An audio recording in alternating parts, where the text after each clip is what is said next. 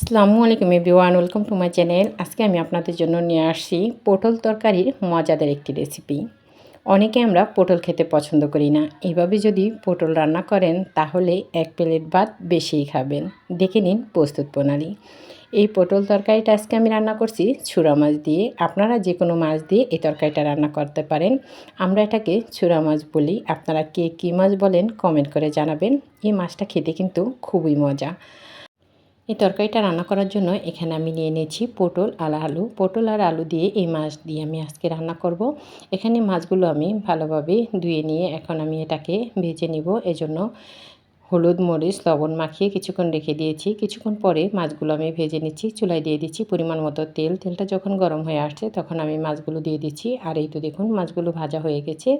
এখন আমি মাছগুলোকে নামিয়ে নিচ্ছি। নামিয়ে নিয়ে ওই তেলেই আমি দিয়ে দিচ্ছি পটল আর আলুগুলো। পটলের ভিতরে যে বিচির অংশটা থাকে সেটা আমি পুরোপুরি ফেলে দিচ্ছি। আপনারা দেখেই বুঝতে পারছেন। এখানে আমি দিয়ে দিচ্ছি সামান্য একটু লবণ হলুদ গুঁড়ো দিয়ে আমি পটলটাকে ভালোভাবে ভেজে নিচ্ছি।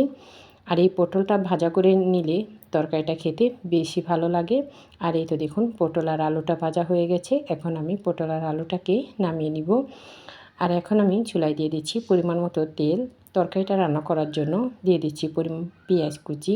পেঁয়াজ কুচিটাকে আমি একটু নেড়ে চেড়ে নিচ্ছি হালকা হয়ে আসা পর্যন্ত। আর এই তো পেঁয়াজটা কিছুক্ষণ পরে দেখুন হালকা হয়ে আসছে। এখন আমি একটু নেড়ে চেড়ে নিয়ে এটাতে দিয়ে দিচ্ছি রসুন বাটা। এখানে আমি 1.5 টেবিল চামচ রসুন বাটা দিয়েছি। দিয়ে আমি পেঁয়াজের সাথে রসুন বাটাটাকেও ভালোভাবে ভেজে নিয়েছি যতক্ষণ না সুন্দর একটা রসুন বাটার ফ্লেভার আসে। আর এই তো ভেজে নিয়ে এখন আমি এটাতে দিয়ে দিচ্ছি হলুদ গুঁড়ো মরিচ গুঁড়ো লবণ দিয়ে আমি তেলের সাথে একটু ভেজে নিয়েছি। ভেজে নিয়ে এখন দিয়ে দিচ্ছি সামান্য একটু পানি যাতে মশলাটা কষানো হয়ে যায়। পানিটা দিয়ে মশলাটাকেও কষিয়ে নিয়েছি। কষিয়ে নিয়ে এটাতে দিয়ে দিচ্ছি আধা চা চামচ টালা জিরে গুঁড়ো দিয়ে আমি মশলাটার সাথে ভালোভাবে মিক্স করে নিচ্ছি জিরা গুঁড়োটাকে।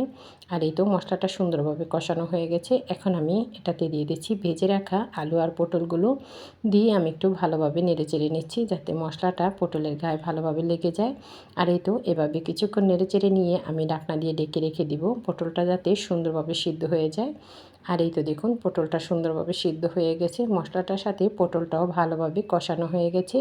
এ পর্যায়ে আমি এটাতে দিয়ে দিব পরিমাণ মতো পানি। এই তো আমি পরিমাণ মতো পানিটা দিয়ে আমি একটু নেড়ে চেড়ে নিচ্ছি। নেড়ে চেড়ে নিয়ে এখন আমি দিয়ে দিব ভেজে রাখা মাছগুলো।